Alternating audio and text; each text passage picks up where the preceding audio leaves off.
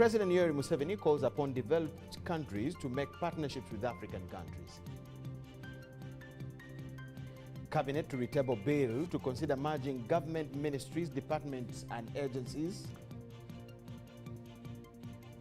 Kampala Lord Mayor Lukomwa meets city leadership to discuss allocation of recovered 350 billion, while She Cranes raises Uganda's profile.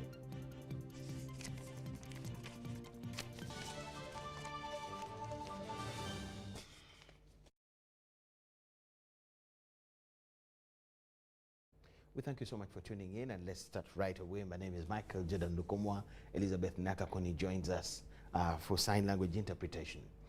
President Yoweri Museveni has called upon developed countries to make partnerships with African countries for socio-economic transformation. The president's message was delivered by Prime Minister Robin Anabanja at the Italy-Africa Summit in Rome. We have details to this.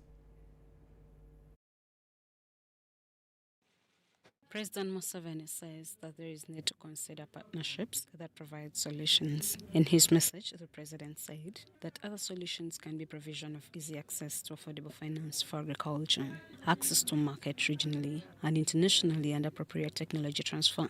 Museveni said that Uganda finds the Italy-Africa Summit a platform for cooperation and partnership in addressing challenges of food security. He said that Uganda counts on Italy during its presidency of the G77 to call upon the G77 members to support Africa's efforts in eliminating the existing barriers that negatively affect Africa's progress and development, especially in food security. Kamel Gribi, the president of the European Corporate Council on Africa and Middle East, said that they decided to honor President Yoweri Museveni for his tireless efforts to transform Uganda and Africa in general. Deliver your award to our president, Museveni, what he did for the many, many years in Uganda, and if you see that, why we are delivering this award.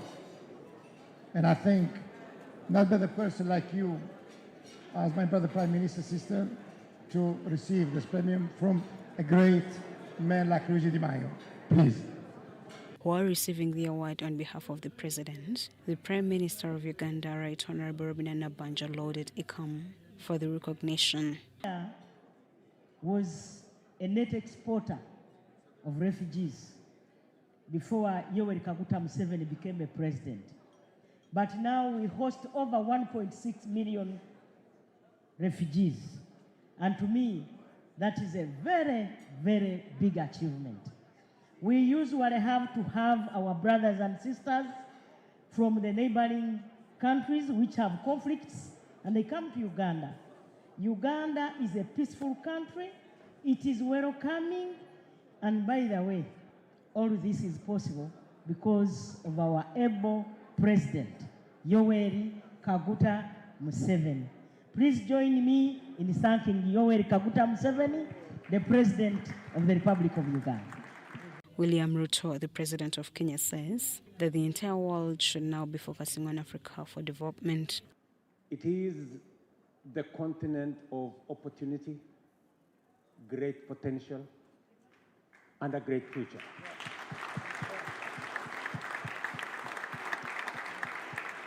Penso che avete capito tutti, giusto? It is for this reason that today we have the first ever Italy-Africa Summit, because it is now clear to all that Africa is not what it has always been profiled to be. Earlier in the day, the Prime Minister held bilateral talks with Dr. John Abiago, the Director General of International Development Organization, and commended them for supporting Uganda's law and justice sector. We want to thank the government also for that support that the President give. Nabanja appealed to IDLO to also support the country in the health sector, in addition to justice and constitutional affairs. We need a hospital, a sophisticated hospital, where we can treat and diagnose our people early enough so that they can start on treatment. I think that's an area where we have not done very well. By the time somebody gets to know that he's sick of diabetes, he's sick, cancer, he has this. It's too late. Some of them, we diagnose them at stage 4. That's why you see us, flying them to India.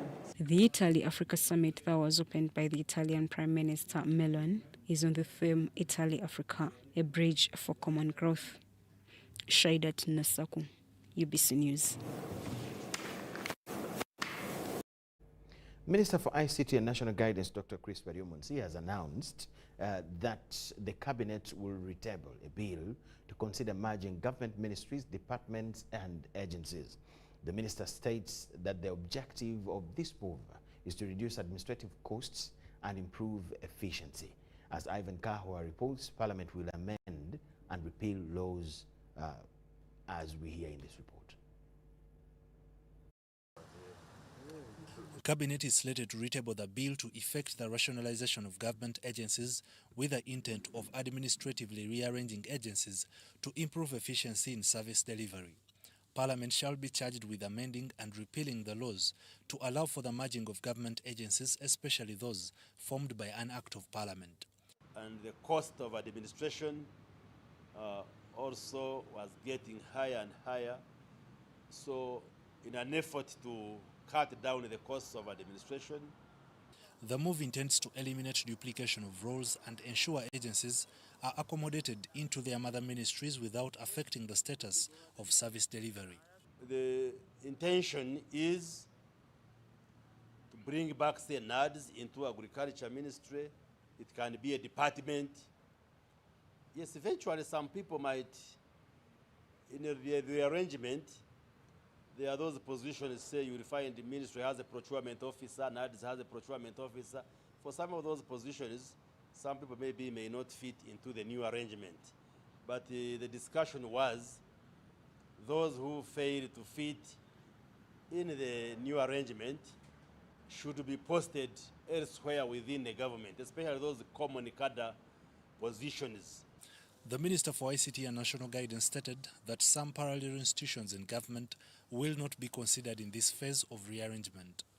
Mr. Kawa was asking about you were concerned about the agencies under judiciary, like the Anti-Corruption Court and the State House Anti-Corruption Unit, such agencies. Those do not fall directly under what we are considering in this rationalization. So those will continue. On the other hand, the government plans to relocate persons in Bududa and Elgon areas where they have suffered the consequences of floods and landslides to safe areas free from natural calamities. We took a decision that each family, starting with the Bududa area, will be given 2 acres of land and 10 million shillings. We also have an organization called the Give Directory. I think they also offered to provide 7 million shillings. But this advice goes to the rest of the country, where people are settled on the mountain slopes, like the Greater Gwenzori, in the Greater Chigezi. People should shift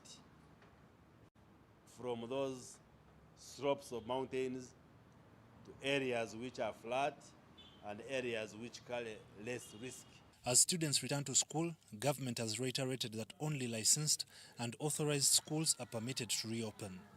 Dr. Chris stated that school leaders considering striking overpay should use civil means to address their grievances rather than impacting the learning of students. And our appeal as government is that parents disregard those announcements and send your children to school next week. Teachers report to school and teach normally. He maintains that government will enhance public servants' remuneration, including teachers, in a phased manner. Ivan Kahwa, UBC News. Makerere University is to conduct a research that will help come up with natural-based solutions for climate-resilient tea production in Uganda and recommend climate-resilient tea varieties and empower vulnerable communities in tea production and processing. Speaking during the second day of the 74th graduation ceremony of Makerere at Freedom Square, The Vice Chancellor, Professor Barnabas Nawangwe, appreciated the Danish Fellowship Center under the Ministry of Foreign Affairs, Denmark, for funding the project and other partners for the support extended towards various research development initiatives at Makerere University.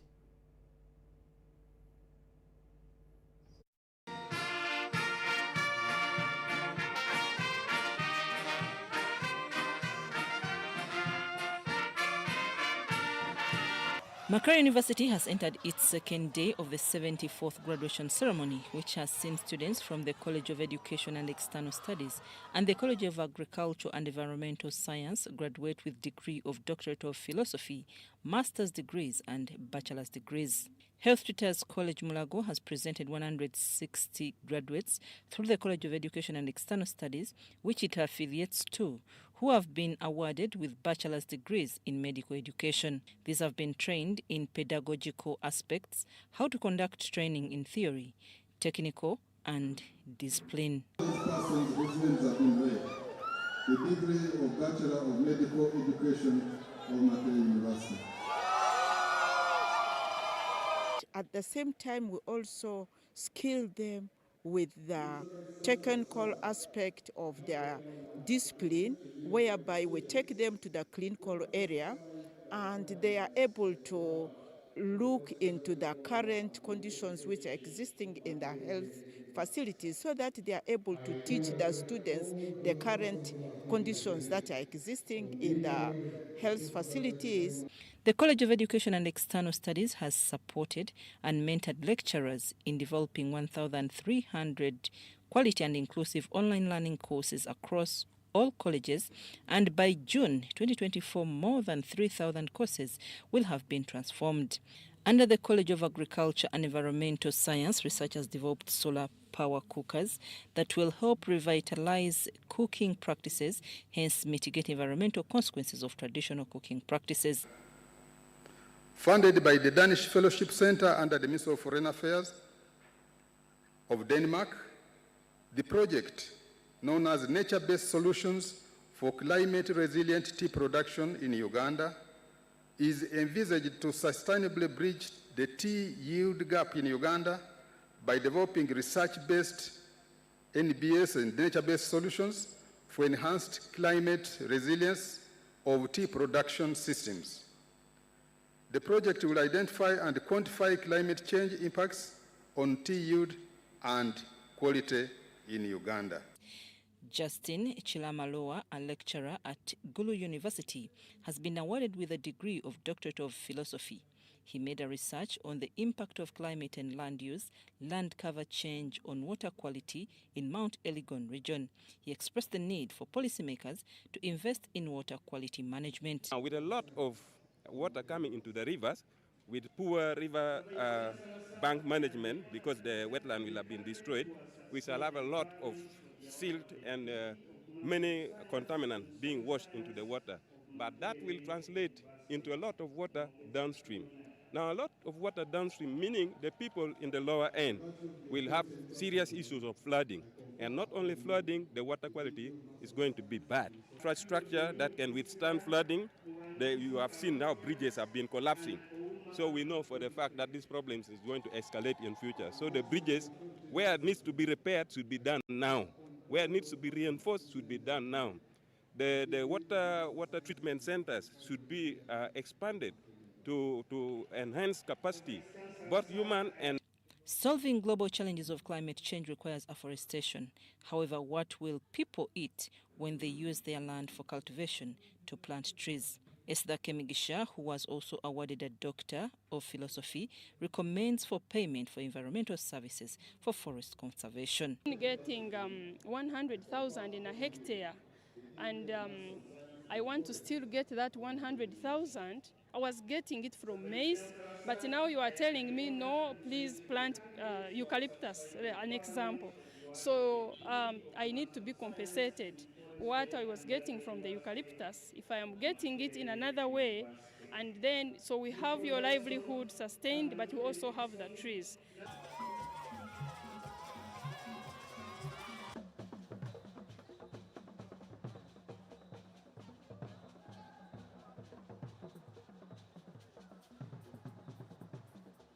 I'm Nafka Farida and Dan Lukomwa in Micheal. Kampala Lord Mayor Arias Lukwago has met the city leadership, legislators and division mayors to discuss appropriate allocation of the 350 billion shillings that were subsequently recovered from the inflated costs of the $288 million loan from the African Development Bank. The recovered sum will be used to construct additional roads in Kampala and address crucial infrastructure challenges.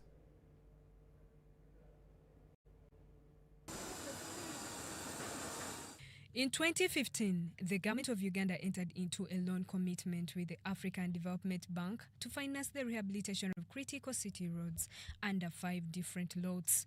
The total loan amount of $288 million was therefore allocated to KCCA to rehabilitate over 30 roads of Kampala.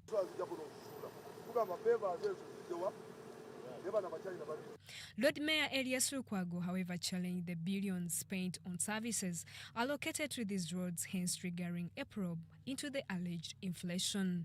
The Committee on Physical Infrastructure at Parliament confirmed the recovery of over 350 billion shillings of the inflated units. The observation by Parliament was that the committee observed that not all roads had pedestrian walkways or even traffic lights, and therefore the high cost per kilometer is not justifiable. The recovered sum will be used to construct additional roads in the 5 divisions of Kampala, addressing crucial infrastructure needs, hence the involvement of Kampala's members of parliament and other city leaders.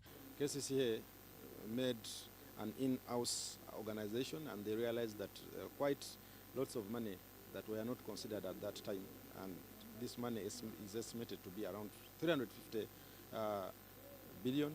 And when we talk about 350, that means that if Kampala has 5 divisions, in simple terms, each division will be most likely to get an equivalent of 10 kilometers to be worked on as an addendum. Sente leero ze tuzze okubaganyako ebirowoozo enguudo endala zirwa zisobola okukozesa kulaba nti sente zikozesebwa mu nguudo ezo leero tuzze kulaba nti tugabana. The chairperson of the Kampala Capital City Roads Committee, also MP Nakawa East, Ronald Balimwezo, urged government to increase funding for road rehabilitation. Believe me, if we don't have a robust road maintenance mechanism, then we are going wrong. When you increase your paved network and you don't think about maintenance of those roads, then we are failing the test. A representative from the technical wing suggested prioritizing critical roads for the allocation of the recovered funds before returning them to the Treasury. Come up with the priority requirements. Get out your topmost. Like he was saying, the gentleman was here. If you feel this is the most important road in your division, kindly state it. If there are more, it's going to help us even on the other project roads that are coming. Relatedly, the Ministry of Finance, Planning and Economic Development provided 20 billion shillings to Kampala Capital City Authority for ongoing city road rehabilitation. The money is part of the 4.974 trillion released for the third quarter of the 2023-2024 financial year. Justin Nakami in Kampala. Thank you so much, Justin Nakami. Minister for Science and Technology, Dr. Monica Musanza Musenero, has allayed fears on Uganda's satellite, which came to expire late last year, 2023. Minister Musenero told UBC that Uganda will have a new satellite which can last 5 years. Good morning and welcome. This is Mission Control Houston. In November 2022, it was cheers and congratulations as Uganda's first ever satellite went to the skies. Yes! Yes! We have launched, we have sent our satellite to space. However, this excitement has been cut short with the news of its expiry just after 12 months. Indeed, according to the Minister for Science and Technology, Dr. Monica Musanza Musenero, Uganda's satellite had a short lifespan. So the satellite we had, different grades of satellites. So the satellite we made was a small satellite. Uganda had never made a satellite. So this was our first proof of concept that indeed we can make. So that satellite had a lifespan of 12 months. Using the science language, Musenero notes that this can't be reversed. Now satellites move around the Earth. There are imaginary roads there, but they will move there. However, when you send it out there, it has camera capacity, it has solar panels, and you don't go and bring it back to repair. So when a satellite is lifespan, that means its parts have got finished and they can no longer perform their job.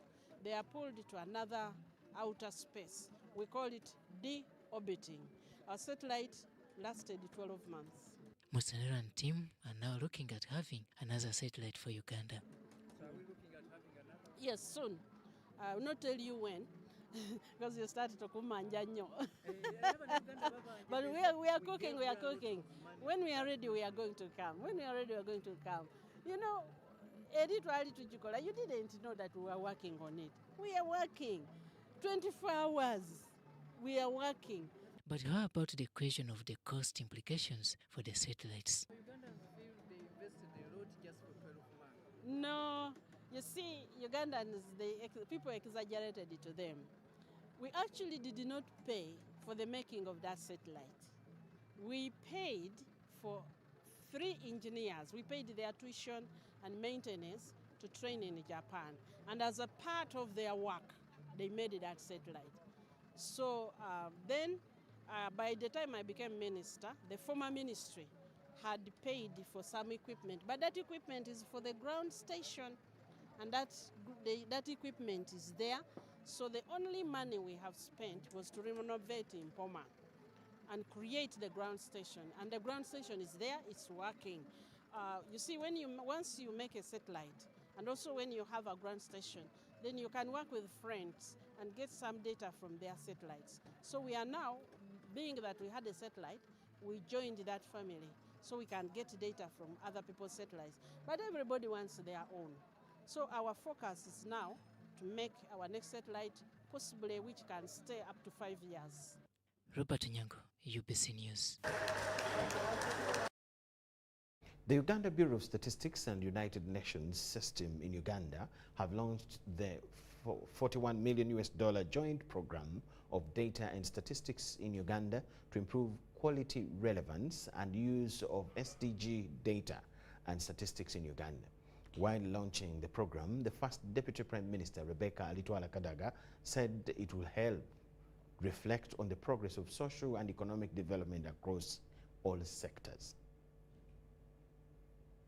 Program of Data and Statistics aims at improving the capacity of the national statistical system to produce, disseminate, and use data and statistics. While launching the initiative, the first Deputy Prime Minister, Rebecca Alitwala-Kadaga, who represented the Prime Minister, Robina Nabanja, pointed out the need to continuously and simultaneously plan ahead. This, she mentioned, will be possible with accurate data and statistics. We are at a critical stage of takeoff, where we must continuously and simultaneously plan ahead, reflect on progress, and weigh the options of the best way forward towards a social and economic development in all the sectors. For instance, in Uganda, we are now implementing the parish development model, whose main focus is to bring all citizens into the money economy. Minister of State for Finance, Planning and Economic Development, Amos Lugolobi, is optimistic that this initiative will revolutionize our national statistical system to tap into mainstreaming administrative and citizen-generated data into the realm of official statistics. He, however, decried the need for more finance to ensure proper policy. We are launching that program today to provide a national statistical system that will generate data. That data is both used locally and internationally. Capacity has not been previously well supported, and that's why, working together with the UN family, we are now creating this project, the joint program on data and statistics to be able to compile all the administrative. I use this opportunity also to call upon the stakeholders to inject more resources into statistical production, dissemination, and use. The $45 million joint program, according to the UN resident coordinator in Uganda, Susan Namondo, is a new approach which will support the good work already happening. I think what we are celebrating with this joint program is a new approach, because all of this great work has been happening, but the synergies that we could have harnessed across board perhaps were left untapped. That's what we're celebrating. Our expectation is that the next 3-4 years, using this joint program, collect another 30-40 new indicator using the ongoing house and population census. Irene Faith Nantongo, Mary Namukose, UBC News.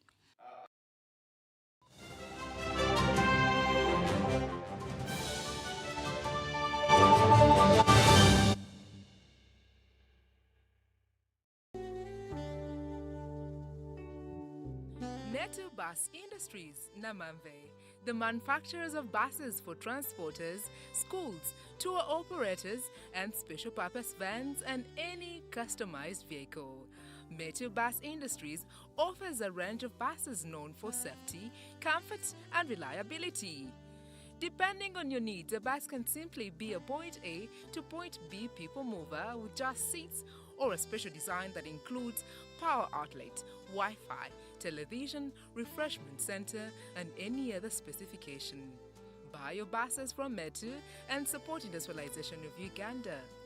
Contact us on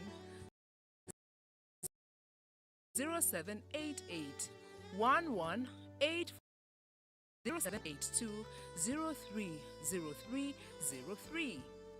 Email us metuafricabus@gmail.com. Visit our website www.metubusafrica.com.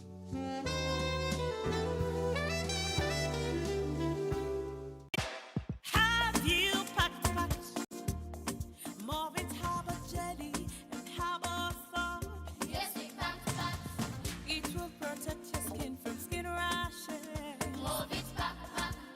It is a new improved Morbid Harbour jelly. So soft and smooth. It is a Morbid Harbour jelly. Tell me, kids, the sense. Any irritations? No more rashes and irritations. Movit Harbour Jelly and Harbour Soap is rich in natural herbs for a smooth and glowing skin. Movit All Day Confidence.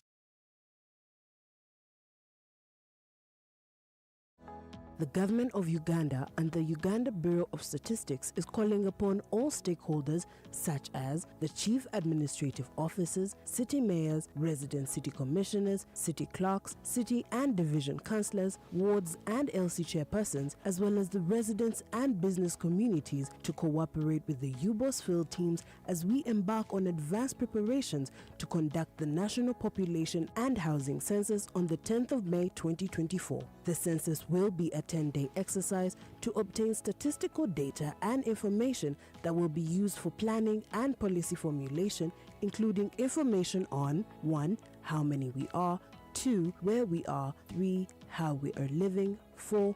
What we own, and 5. Where we access services from. The Uganda Bureau of Statistics has now started listing of households and mapping in the 11 cities of Arua, Fort Portal, Gulu, Hoima, Jinja, Lira, Mbale, Masaka, Mbarara, Soroti, and in the Greater Kampala comprising of Kampala, Wakiso, and Mukono districts. For more information, please call 0755 342 128 or 0773 342 128. This message is brought to you by the Executive Director and Census Commissioner, Uganda Bureau of Statistics. Census 2024. It matters to be counted.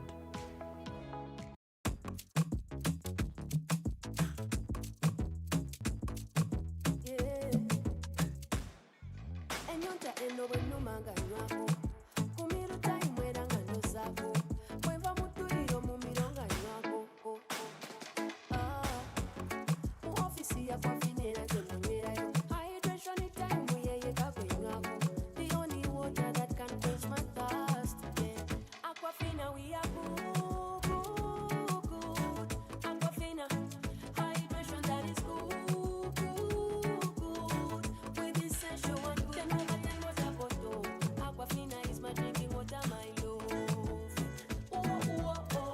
In the production process of Aquafina, we expertly filter every drop, providing clear and perfect tasting water to help you keep hydrated with the added benefit of minerals. Aquafina is bottled by Pepsi Cola International in Uganda and is available at only 1,000 shillings. Wetlands play a significant role in promoting human well-being through aiding food security, climate regulation, livelihoods, promoting culture, conserving biodiversity and filtering fresh water. Uganda is part of the Ramsar Convention on Wetlands, signed on 2nd February 1971. To commemorate this day, the Ministry of Water and Environment, in conjunction with Gulu City, have organized the national celebrations of World Wetlands Day 2024 on 2nd February under the theme Wetlands and Human Well-Being in Gulu City Kaunda grounds, starting from 8:30 a.m. His Excellency the President is expected to grace the event as the guest of honor. The general public is invited. Wetlands for life. Ebiseera by'okuzaayo abaana mu masomero tebiteekwa kukaluubiriza n'akatono. Eno kusimba nnyiriri mpanvu kano kalippagano ka bidduka. Simanya kuzunga na banka siripsi. Kati osobola okusasula school fees z'omwana wo ate n'okola n'ebirala ntoko ku ssimu ye ey'omu ngalo. Ekikola kyangu nnyo. Nyiga bunyizi *185*8 ogoberera ebikulagiriddwa oba okozese app ya MTN Momo. Ate kati okola ki olwaleero? MTN Mobile Money Uganda Limited erungamizibwa banka enkulu eya Uganda.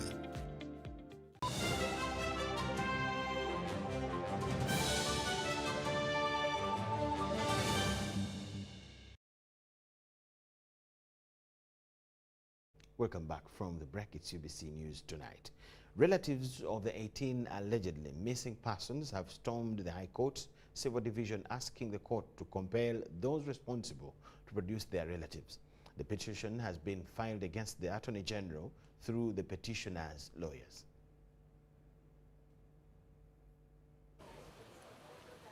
Until then, relatives of the alleged 18 missing persons are still insisting to know the whereabouts of their people from those responsible. Tuesday, these people have filed a lawsuit against the government through the Attorney General in High Court Civil Division in Kampala. The petitioners include John Bosco Chibalama, Damulira John, Wangora Shafik, Lukwago Martin, and Namuyanda Mary, among others. We are seeking that court orders government to account for each of these people. We know that there has been a lot of disinformation and misinformation from different institutions, including the Uganda Human Rights Commission, including statements read in Parliament, where even the existence of these people was being doubted by some state agencies. Musi says all they want from court is to compel the relevant authorities to see that those held incommunicado and their relatives get justice. We've included evidence of these people reporting to police about the disappearance of their people. Some of those files have been open at police, at the different police stations, for over 3 years now. We've included their national IDs. We've included, some of them were even court-ordered. They are court orders that were given by court for their release. Leader of opposition in Parliament, Joel Osenyonyi, says they will not hesitate to use all the available means possible to find justice for the missing persons.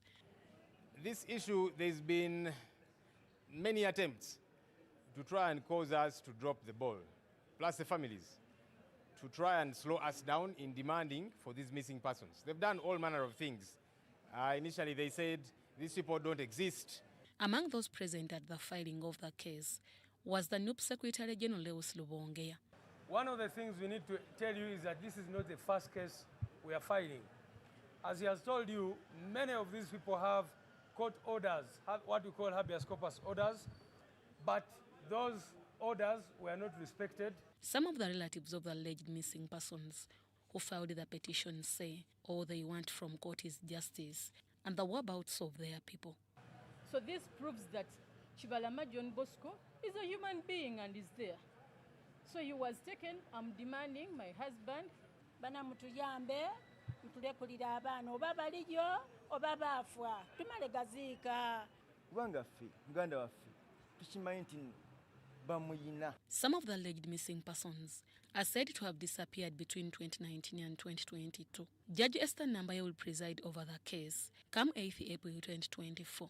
While reporting to Parliament on the alleged missing persons, the State Minister of Internal Affairs, General David Mohoz, dismissed the allegation of the government to be in possession of the missing persons and that some of the alleged missing persons fled the country. Also, Human Rights Commission Chairperson Maria Mwangadia, in a statement to media, dismissed the allegations of the alleged missing persons. Deborah Namamonde, Susan Nabogode, UBC News. Experts have called upon government to use more public-private partnerships to deliver quality services and leverage on the national budget.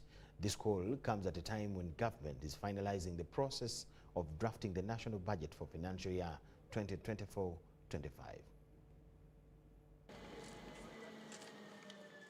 A public-private partnership is a collaboration between government and the private sector in procuring and delivering services while using the resources and expertise of the private sector. The Chief Membership Officer at Private Sector Foundation Uganda, Francis Chisirinya, explains how this approach can efficiently be applied. I would imagine that what should happen and has already happened from a policy perspective is to look at a variety of ways and approaches through which public services can be provided without having to put a lot of pressure on the national budget. So this means, very importantly, that the national budget should be providing a fund, all right, that can be used to prepare these projects. Request you to do a summary. Recently, Ministry of Finance, Planning and Economic Development presented to Parliament a 52.7 trillion shillings budget framework paper for financial year 2024-2025. This budget focuses on financing sectors that will boost the economy. I beg to move a motion for adoption of the budget framework paper for financial year 2024-2025. While public-private partnerships are gaining pace, the country is still short of experts in this area. But also, in the budget, as a priority, we would expect that there should be resources that are put aside every year to improve and train the country resources, human resource, on issues of private-public partnership investments. Why? This is a new thing in the country. You know, we don't have many experts. The Shadow Minister for Finance and also the Chira Municipality MP, Ibrahim Samujunganda, advises government to beware of exploitative private investors. I don't have a problem with private-public partnership if the private does not take advantage of government in the roads. Because, for example, we would never have had money to construct the Entebbe Expressway if we didn't bring in the Chinese. But that road is the most expensive road in the world. A kilometer on Entebbe Expressway, I don't have the exact figures, but it must have cost Uganda about 20 billion per kilometer. So the private, yes, we want private capital. Everybody does, including America. But please don't allow the private people to take advantage of you. That's the only problem I have with government. Because now you have trained your human resource in this, it means that even the cost of delivering these services is going to be better than what we are seeing. Because what we hear sometimes, people saying, you know, people tend to favor more the investors. The population pays much more than they should have paid. All of that will be handled if we have very much prepared our population. Public-private partnerships can solve the country's financing problems towards major infrastructural projects. Diana Olweny-Peters, UBC News.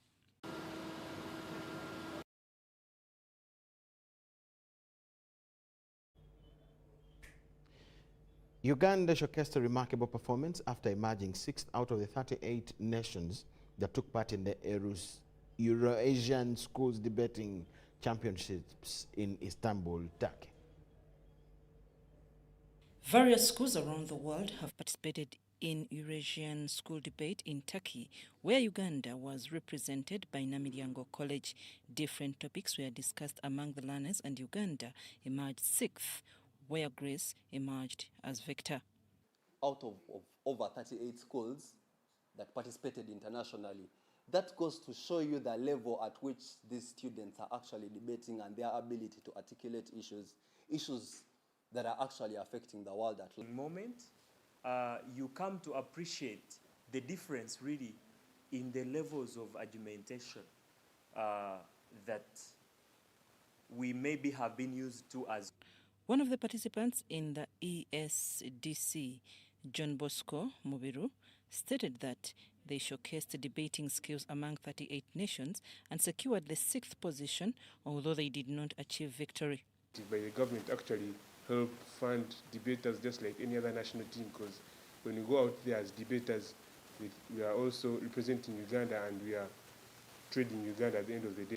The founder of High School Crossfire, Damali Tumukunde, expressed pride in Uganda's achievement in the competition. Create their confidence, grow their thinking capacity, be creative, innovative. They are able to search out anything. She urged parents to consistently support their children in all school activities. Support young people who are doing such activity. Let the government support them so that they can change this country.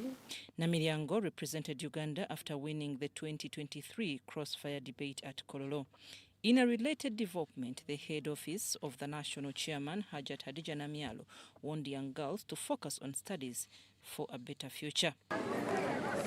However much we need money, we need pocket money, we need items to take to school, but we have a life after that particular school, life after studies. Namialo made these remarks in Tororo, where the pupils who excelled in the just concluded PLE were receiving mattresses, school fees and other school assortments. Awarding our children, our Bazukulu, is giving them more vibe to go to the secondary schools and ensure that they are successful till university. Tororo Municipality MP Apollo Fono applauded government-aided schools in Tororo for excelling in academics. That these two schools should be upgraded to that way, so that it will be for the benefit to be to the benefit of the municipality children here. Earlier on, Namialo and other leaders in Tororo met market vendors in public government markets. I'm Nafka Farida and Joseph Muyingo. Have raised a concern over outbreaks of African armyworm, a pest for cereal crops and pasture that ravaged crops in 1970s and 80s. The country best manager for Desert Locust Control Organization for East Africa, Everest Magara, made the appeal while training the sub-county extension officers on African armyworm control in Mukono. Cereals like maize, sorghum and pasture. The armyworm can destroy acres of cereal crops just in a few days and can cause famine. Pest lays a lot of eggs per female. We shall realize that ahead that a female has ability to lay about 1,000 eggs. So rainfall, this is very, very, very paramount. Erratic rains that favor the growth of vegetation. As the vegetation is growing, the small numbers of the pests that were there, they get what to eat and they multiply. To avert this impact, Desert Locust Control Organization for East Africa has trained sub-county extension workers in Mukono for pest management. The country-based manager for Desert Locust Control Organization for Eastern Africa, Everest Magara, says government needs to revamp the earlier systems to fight the pest. But now we are trying to do revitalizing of the same system. And for that matter, we are doing what we call piloting in some 10 selected districts, including Kasese, Chiliandongo, Masindi, and others. The 3-day training equips sub-county extension workers with skills of managing the armyworm. So we are now trying to train. First of all, we started with some technocrats at the Ministry of Agriculture, Crop Protection Department, and now those people we trained from Nairobi are already here training extension agents at some of the selected sub-counties, and those extension agents will also train farmers such that we get what we call community-based African armyworm monitoring and forecasting, such that in the future we are able to know in advance that the outbreak is likely, and then we are prepared with the necessary equipment and pesticides. Sudat Kaye and Vincent Wamundu, UBC News. International Uganda 2023 Corruption Perceptions Index shows that Uganda's level of addressing corruption has declined by 1 point from 27 to 26.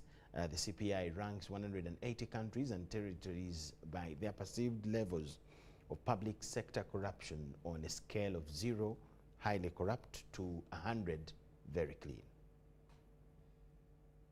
Implies that corruption levels in Uganda remain high despite the existence of state anti-corruption bodies. But what we are saying that despite all this, we are not moving forwards. There's a problem somewhere. So we need to look at some of these bottlenecks that are stopping us fighting corruption in the country. The CPI also shows that most countries that were scored on the global scale have made little or no progress in tackling public sector corruption. On the other hand, Rwanda scored the highest with 53, while South Sudan scored 13 in the EAC region. When you come to East Africa, Rwanda is scoring far higher than the rest, yet it's a tiny, tiny country. When you look at other countries, you have Cape Verde, the Seychelles in Africa. These are very tiny countries, but they're scoring quite well. So size does not matter. What matters? Hmm? What matters? Matters is the perception that is good from those countries. Transparency International recommends expanding avenues for accountability in grand corruption cases and promoting cooperation within the justice system, among other approaches in addressing the vice. We are saying that shielding the justice system from interference is paramount for its functioning, promoting merit-based rather than political appointments, and ensuring that the system has qualified personnel and is properly resourced. The Corruption Perceptions Index report brings together research from 13 data sources comprising of global institutions like ADB, IMF, and business executives. Wadulo Mark Arnold, UBC News in Kampala. Watching, let's take a short break on the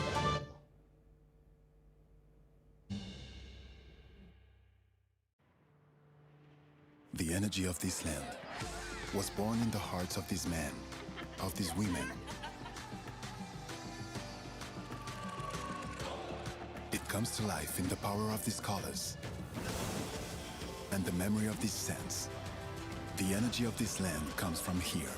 It comes from Africa, and it vibrates in each of us. Empowered by Africa.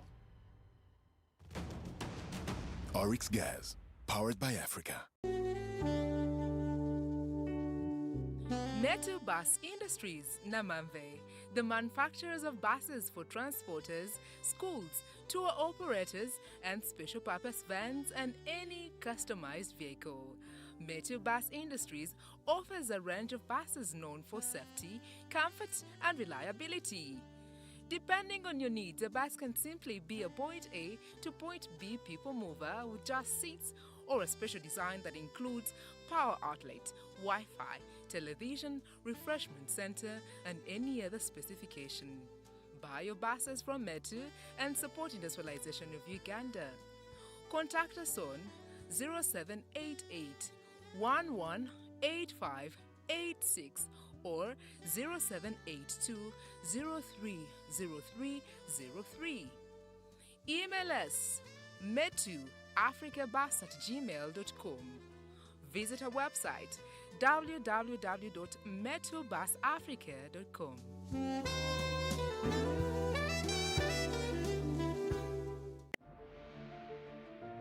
Thank you. Hello, Eric. Come and see my new home. Are you looking for the best quality paint for your dream home? Be part of the new revolution with our Global Paint Silk Vinyl that gives you beautiful, shining interior walls, as Weathercoat gives you never fading and strongly guarded walls against bad weather conditions. Located along Namave Industrial Park, Global Paints, a reliable product.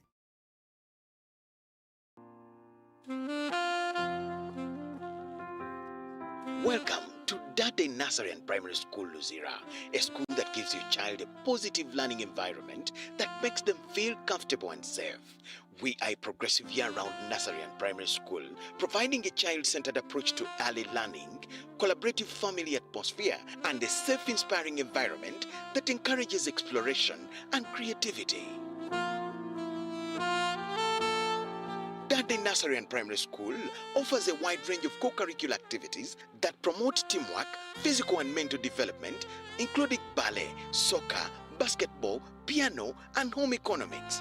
Admissions are in progress from baby class to P7, starting from the 8th of January to the 5th of February 2024. Find us at the first left turn after Oryx Service Station towards Luzira.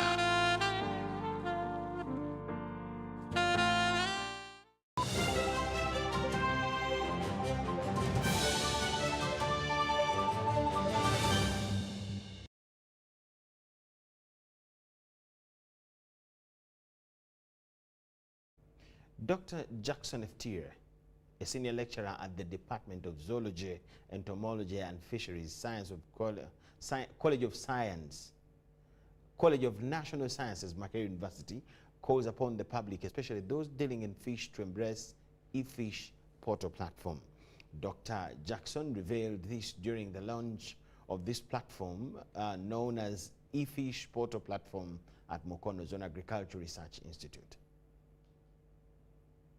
The College of Natural Science at Makerere University has developed a marketing platform in Uganda to connect local fishers, processors, vendors or traders and customers. Lecturer at the Department of Zoology, Entomology and Fisheries Science, College of National Sciences, Makerere University, Dr. Jackson F.T. Senior, says that this application will streamline the buying and selling of fish and fish products and inputs, ensure convenience and equality for stakeholders. Encouragement to all the value chain actors or the supply chain actors is to embrace this app, because you can then be able to reach a wider market and be able to sell, large quantities of the fish and fish products and the animal income, which will help you to improve your livelihoods. The President, Uganda Women Fish Organization, Lovin Kobusinje, says this application will help the fishing sector in marketing and networking. We look to broader markets. We look to having these market openings, the linkages that we have been blocked. Now we look to, because youth love to use IT, they used to love technology. So we know, in partnership with the youth and us working together to market this fish through this application, big numbers of fish will be traded. We will have information on on how much, which has actually data and statistics has also been a challenge. So we will be solving so many problems with one stone, one being statistics, secondly the market openings, the linkages that are going to come, the bulk and small scale. Lovin also urged fish dealers to increase production and fish quality given to the customers or consumers. Yes, consistency. We will sustain the application, because when you don't trade continuously, then you break the market linkage. But we will support this app by making sure that we upload the products every day, every time, so that the products are selling and the suppliers are getting money. The government is getting taxes. Yeah, we really see that as something that, and then from there also, if the fish is now not enough from the lake, we are also doing, let the women invest in fish farming, let the youth have tanks, fish tanks at home. let the elderly also do fish tanks and do ponds and do cages in the water so that we increase fish numbers in Uganda. Fisheries officers and fish dealers at the launch said they have much expectations from e-fish marketing. To supply quality products that are certified. And this one is also going to help us, it is going to prompt us to make sure that our products are certified for a local market and even a bigger market. And that one means that definitely our incomes will improve. And for us, the women down there, if I'm able to access this, then I know that these middlemen, because we do a lot of work down there, and somebody will come and buy and resell it somewhere at a higher price. But for you, are handicapped. You cannot access a bigger market. But I know this app is going to do something good for us. We are likely to begin small because it is targeting our communities and people who are working in groups.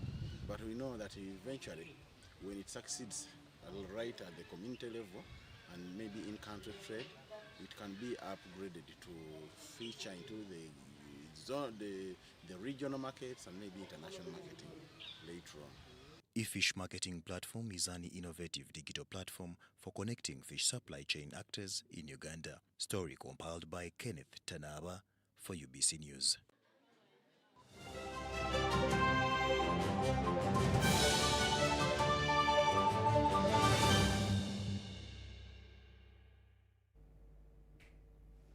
In the world of sport, government has promised to ensure the hula baloo that engulfed the sport of netball, leading to a normalization committee replacing the executive ends soon.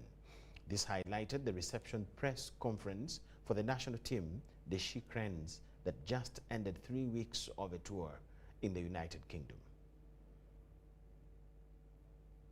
The national netball team, the She Cranes, has completed its tour of the United Kingdom.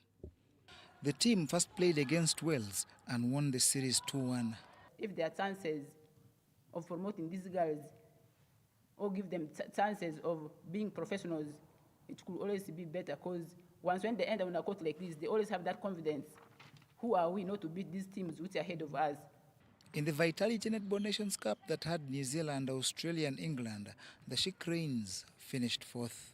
During this championship or this competition, I think as a team or a technical team, we learned a lot, which I think with the next training we shall put into practice, so that next time we meet, I think it will be a different case. Head coach speaks highly of the team and recommends what needs to be done. So we need at least to have those players early enough so that we can give them the right skills, so that we may have a very wider base where we can pick our national players. Currently, Uganda Netball is under a normalization committee that has promised to expedite its functionalities for the sports programs to continue. We would like to hope that in the coming 2 to 3 months, we will have thoroughly written a constitution, engaged in a conference with all stakeholders, and I think the stakeholders are known. World Netball, African Netball, club managers, government of Uganda, fans, the athletes themselves, and then we will have a document, sponsors, thank you, I could be forgetting some. And then this document will formally be discussed in an assembly. So that's why it's important also for us to streamline who can be in that assembly. But right now we are gathering views. The government commits to ensure sport in Uganda, especially netball, benefits from 2 world-class facilities that will hone talent identified and nurtured at grassroots level. We have also had an opportunity through this tour to identify the gaps in the team, like the coach mentioned, and the areas of need where we need to play emphasis. I'd want to request that the coach works closely with the team in charge of the sport to try to see how we identify this. As government, one of the areas we have particular interest in is the issue of talent identification and involvement. Let's try to come up with a program as netball on how we can unearth more talent. Ugandan netball is the highlight of the nation's sport with a global seeding of 7th.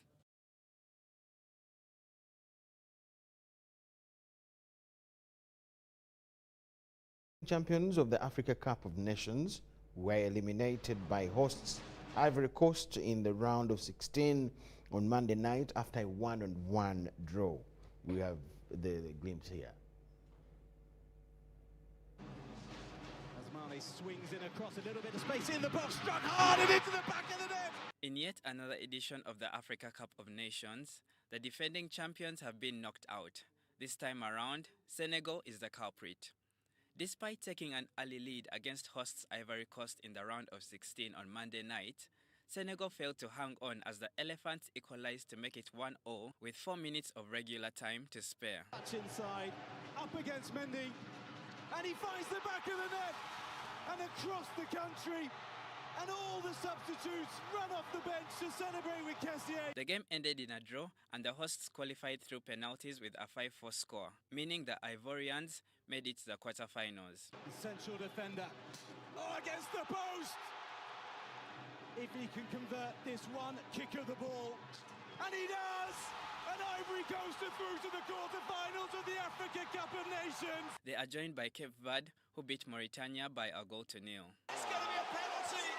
It's a penalty for Cabo Verde. Ryan Mendes. African giants in Egypt, Senegal, Ghana, Cameroon and Algeria are all out of the Nations Cup. Action on Tuesday sees Mali take on Burkina Faso, and the 2022 World Cup semi-finalists and tournament favourites Morocco will play against South Africa at 11 p.m. Ugandan time, which will be live on UBC TV. Mashamira Victor, UBC News. Yes, we shall have one of the games at 11 p.m. live on UBC TV. For now, we thank you so much for watching. Let's catch you at 10 p.m. with another bulletin. My name is Micheal Jordan Lukomwa. Elizabeth Nakakoni is my colleague on the sign language part. See you then.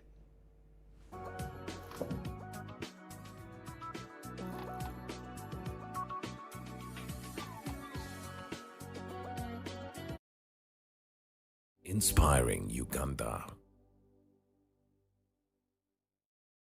A new dawn on Behind the Headlines with me, Timothy Nyangweso, every Wednesday live in our studio.